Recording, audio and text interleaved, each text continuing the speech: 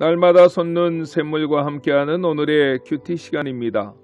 3월 16일 수요일 오늘의 말씀은 여호수아 24장 29절로 33절의 말씀입니다. 일 후에 여호와의 종 눈의 아들 여호수아가 110세에 죽음에 그들이 그를 그의 기업의 경내 딥낫세라에 장사하였으니 딥낫세라는 에브라임 산지 가스산 북쪽이었더라. 이스라엘이 여호수아가 사는 날 동안과 여호수아 뒤에 생존한 장로들 곧 여호와께서 이스라엘을 위하여 행하신 모든 일을 아는 자들이 사는 날 동안 여호와를 섬겼더라. 또 이스라엘 자손이 애굽에서 가져온 요셉의 뼈를 세겜에 장사하였으니 이곳은 야곱이 베크시타를 주고 세겜의 아버지 하몰의 자손들에게서 산 밭이라. 그것이 요셉 자손의 기업이 되었더라. 아론의 아들 엘르아살도 죽음에 그들이 그를 그의 아들 비느하스가 에브라임 산지에서 받은 산에 장사하였더라.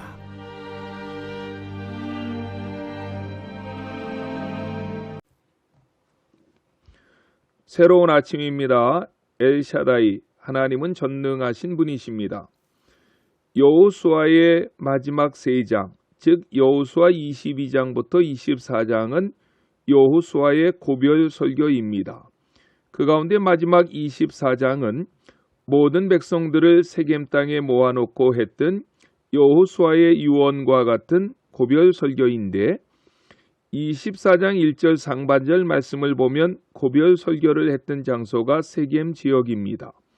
세겜은 창세기 12장 6절을 통해 볼 때 아브라함이 가나안 땅에 들어와 처음 제단을 쌓았던 장소였고 신명기 27장을 보면 모세가 언약식을 했던 장소였으며 여호수아 8장 33절을 보면 여호수아 자신도 요단강을 건넌 후 처음으로 이스라엘 백성들을 모아놓고 모세의 언약을 새롭게 했던 장소가 세겜이었습니다.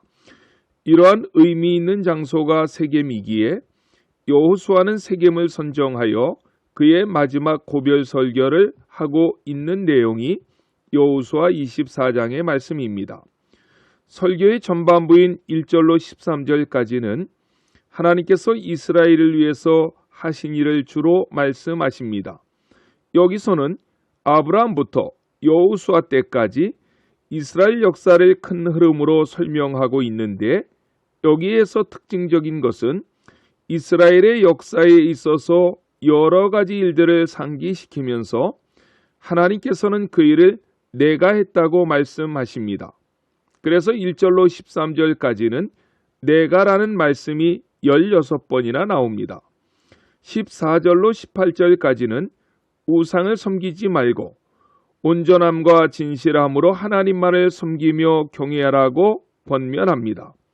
온전함이란 변하지 않는 마음이고 진실함이란 나누어지지 않는 마음입니다. 그 마음이 변하지도 말고 나누어지지도 않는 상태로만 하나님을 섬겨야 한다고 강조하는 것입니다. 19절로 28절까지는 만일 여호와를 버리고 이방 신들을 섬긴다면 하나님께서는 그들에게 재앙을 내리시고 멸하신다고 말씀하십니다. 그리고 오늘 본문 24장 29절로 33절까지는 부록과 같은 장으로서 가나안 정복의 지도자였던 여호수아는 이러한 사람이었다고 제3의 인물이 여호수아의 생애에 대해서 정의해 줍니다. 처음에 여호수아를 소개할 때 여호수아서 1장 1절에서는 이렇게 소개합니다. 여호와의 종 모세가 죽은 후에 여호와께서 모세의 수종자 눈의 아들 여호수아에게 말씀하여 이르시되 아멘.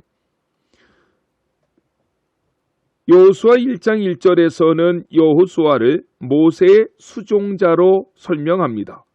그런데 오늘 본문 24장 29절에 보면은 이 일 후에 여호와의 종 눈의 아들 여호수아가 110세의 죽음에 아멘. 모세의 수종자로 시작된 여호수아의 인생은 여호와의 종으로 마침표를 찍습니다. 모세는 여호와의 종이란 표현이 14번에 걸쳐서 나오지만 여호수아는 오직 한 번 여기에서 나옵니다. 성경은 그를 이스라엘의 위대한 지도자였던 모세의 반열에 놓으면서 여호수아를 마무리하고 있는 것입니다. 실질적으로 여호수아를 연구해 보면 그는 흠이 없이 탁월한 리더십을 가지고 평생을 살았습니다. 그가 실수했던 내용이 성경에는 별로 없습니다.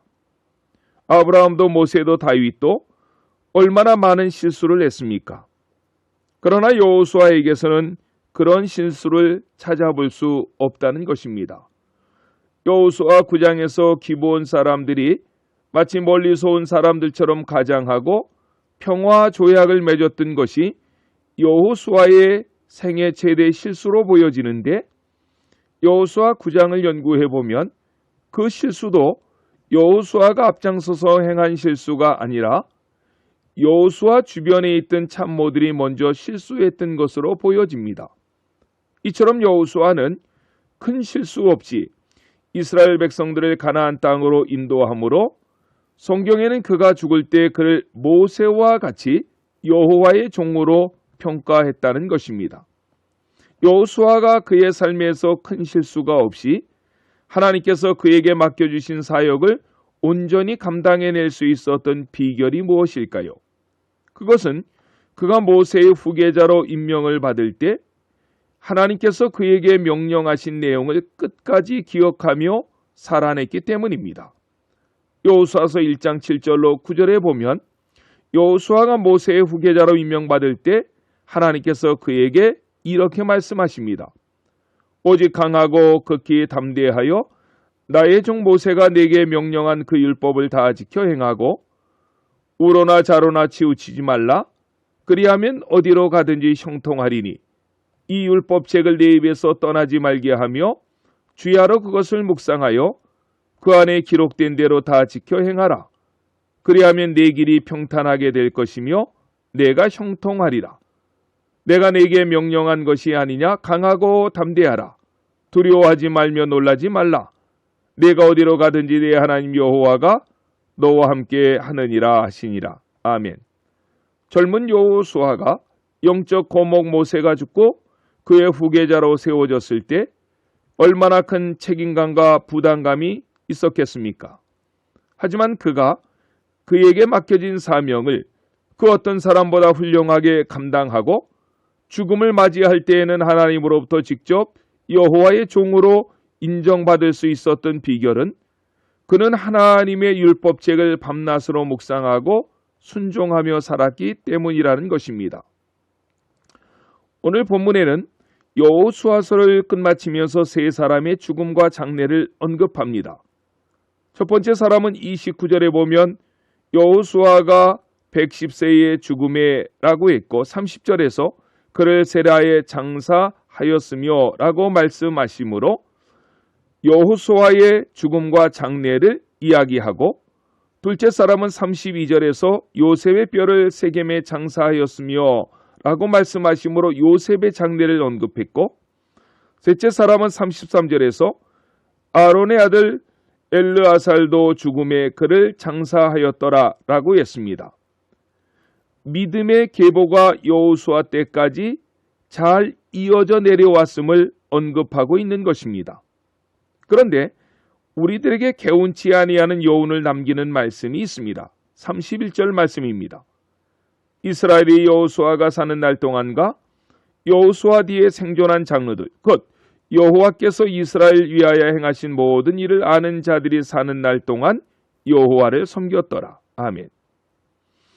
이어지는 여호수아 다음에 이어지는 성경이 사사기인데 그 우려를 우리는 사사기에서 찾아볼 수 있습니다. 여호수아 마지막 부분에서 나타났던 우려는 곧 현실로 드러나고 있음을 우리는 사사기서를 통해서 알게 되어진다는 것입니다. 말씀을 정리합니다. 하나님께 부름받은 성도 역시 마지막에 여호와의 종으로 평가받을 수 있는 삶을 살아야 합니다. 내가 걸어가며 남긴 인생의 흔적이 다른 사람에게 본이 된다면 이보다 더 큰 축복은 없을 것입니다.